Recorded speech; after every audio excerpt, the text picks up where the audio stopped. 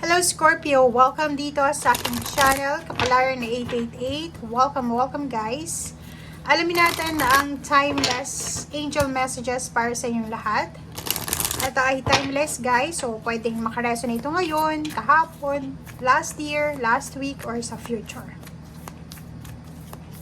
Scorpio, ano ba ang messages para sa iyo? Kumuha tayo dito ng isang baraha lang. One card lang dito para sa lahat ng Scorpio. Listen to your intuition. Makinig ka daw. Yun yung message sa iyo ng ating angels is makinig ka sa sinasabi ng iyong intuition.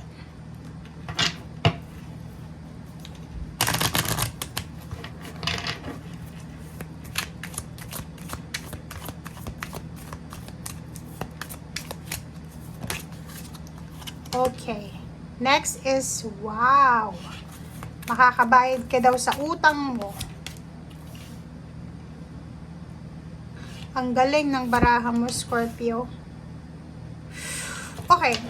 So, kung makikita mo dito, makinig ka daw sa sinasabi ng intuition mo, Scorpio.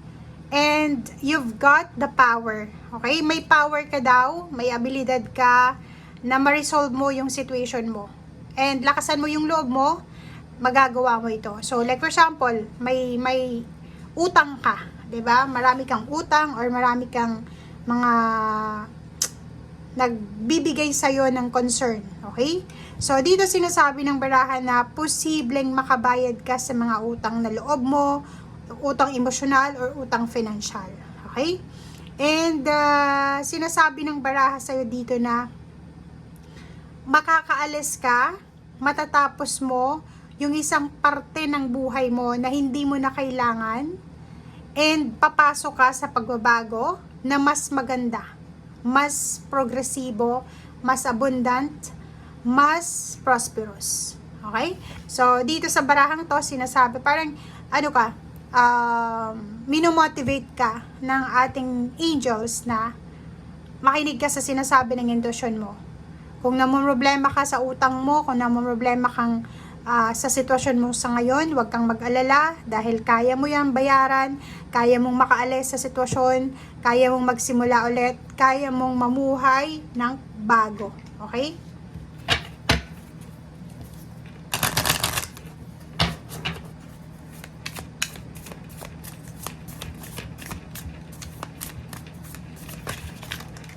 Okay. Third deck natin is Archangel Mallory and Muriel. Oh, same din dito.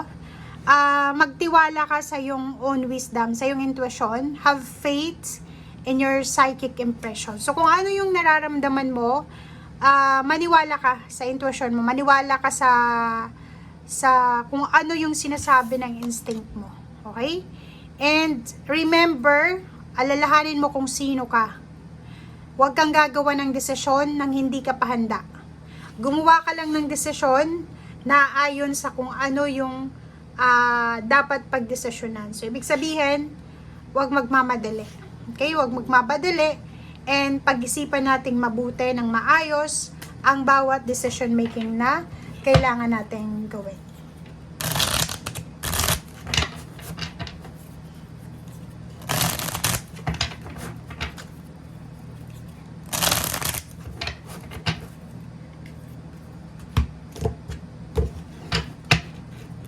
Okay.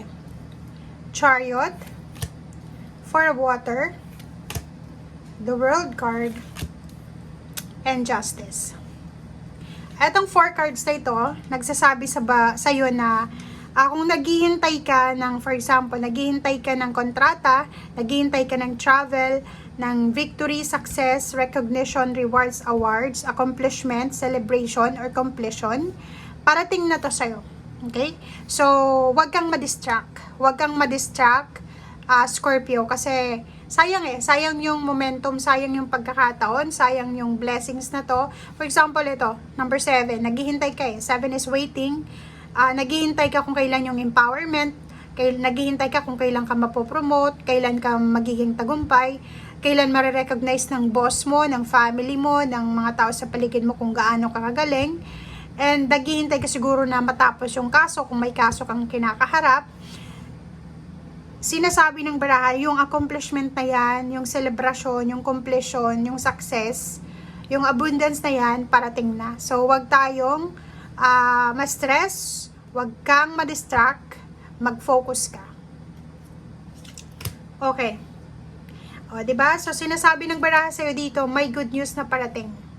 May good news na parating, and posibleng ito ay magdadala sa'yo ng inspiration. Kung ano man tong communication na to.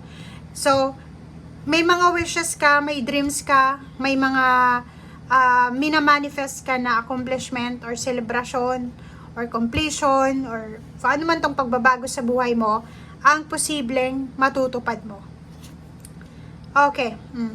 5 of Earth. Sa ngayon, siguro nag-aalala ka sa pera. Nag-aalala ka kung saan ka kukuha ng pera, lalo na yung maraming utang. So, dito sa barahang to, huwag kang mag-alala. Huwag kang mag-alala kasi lahat ng mga pinagdadaanan mo sa ngayon ay may solusyon. Okay, so 10 of Water, sinasabi ng baraha sa'yo dito na kung namumroblema ka para sa pamilya mo, huwag kang mamroblema kasi you and your loved ones are protected by the angels and guides.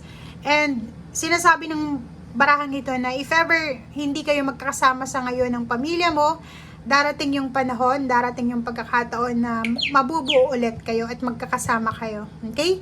So, may blessings kayo na posibleng matatanggap sa iyong pamilya. Pwedeng may magbubuntis, may bagong miyembro ng pamilya, may papasok sa pamilya nyo, or may posibleng reunion, okasyon, or kung ano pa man to na darating.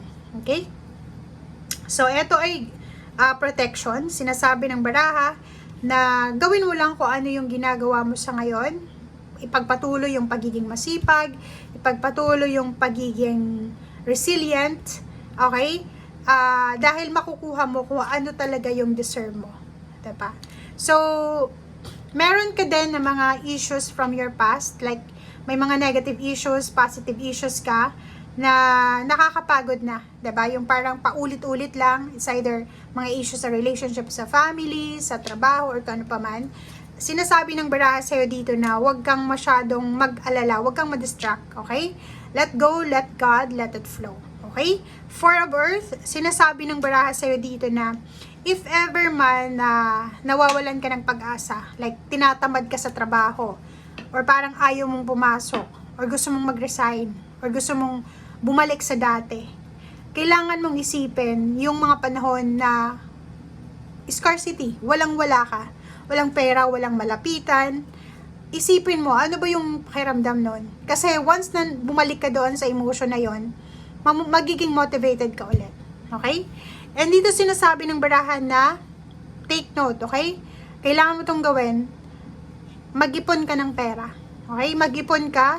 Huwag mong sasayangin yung mga perang kinikita mo. Kailangan mong mag-ipon, kailangan mong mag-save para sa sayo, sa sarili mo, and para sa emergency, para sa pamilya mo. Okay guys, so thank you for watching and see you again. Bye!